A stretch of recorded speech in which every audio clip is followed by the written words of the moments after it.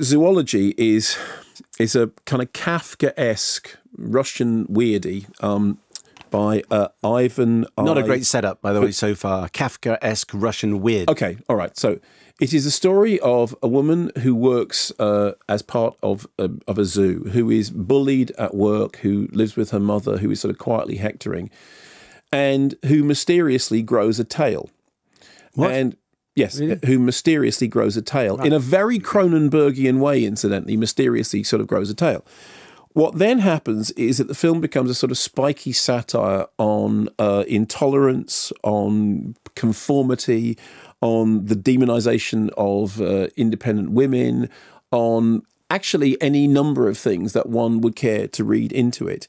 And what I think is impressive about it is that for something which has got this kind of fantastical fable, which some people will simply do exactly what you did and go, what?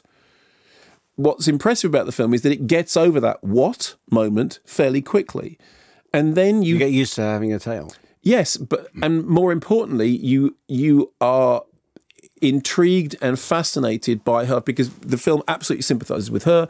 She starts realizing that everybody around her is talking about a demon lady that they've all heard of who lives nearby and has a tail, and clearly has a tail because she's the devil.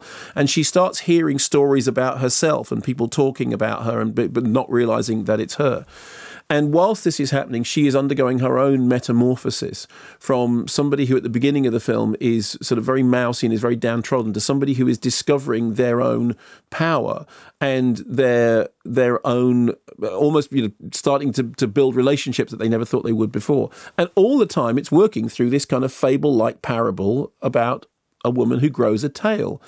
And she goes to doctors to see them about it, and everybody reacts in a way which is kind of okay, fine, that's what we're dealing with. And I thought what was impressive about the film, I mean, it's definitely not for everybody, but despite the sort of the weirdness of that central conceit, what was most impressive is how the sympathies and how the anxieties that the film portrays are very, very recognisable, very, very down to earth, and you do find yourself utterly sympathising with her and her predicament and not spending the whole movie going, sorry, what?